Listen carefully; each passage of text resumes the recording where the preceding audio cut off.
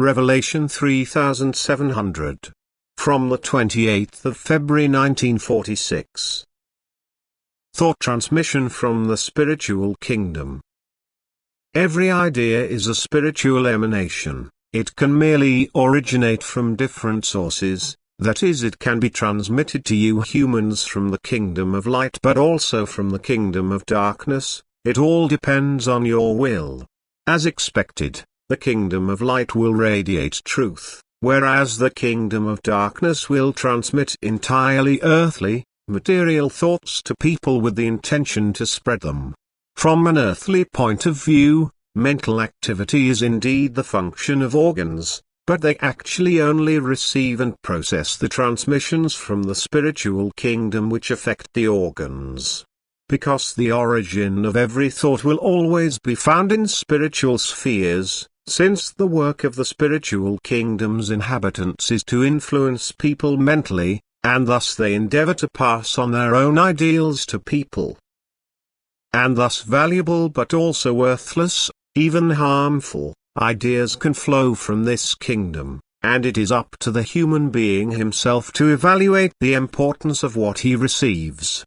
By using his will he can guide his thoughts into the right or the wrong direction, and the beings in the spiritual realm will always eagerly support his will. The human being has to be informed how he can contact the beings of light if he wants to acquire pure truth, if he wants his thoughts to be right, just as he should be informed of the cause of wrong thinking in order to protect himself from it.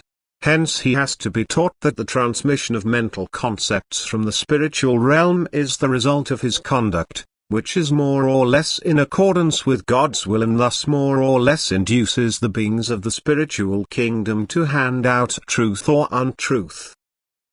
Just as the human beings will behave towards God, the spiritual beings behave towards the human being, and this is reflected in the transmission of spiritual knowledge, in thoughts and the intelligence of the human being.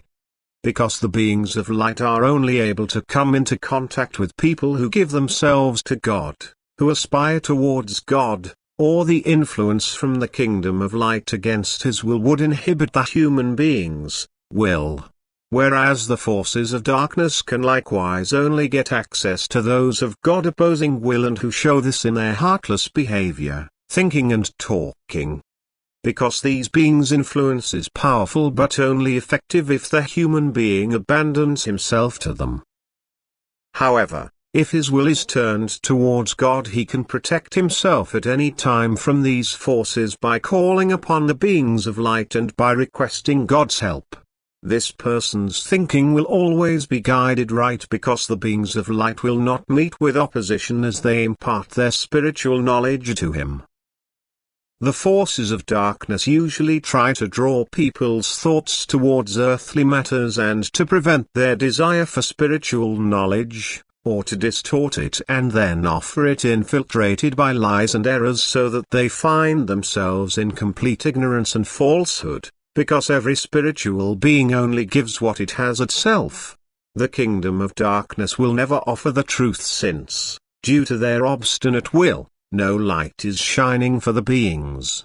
These forces will always endeavor to maintain a person's materialistic attitude, and they will always meet with his approval as long as his will is not turned towards God.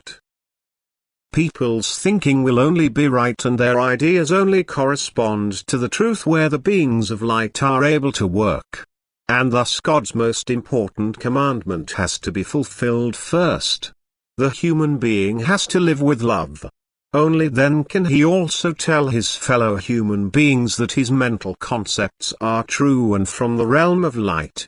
Only then will he fulfill the first condition given by God so that he can guide people into truth himself, and he need never fear to go astray, that is, live in error, because he is then under the direct influence of the beings of light who work on behalf of God by transmitting wisdom to those who finally have relinquished their resistance to God. Amen.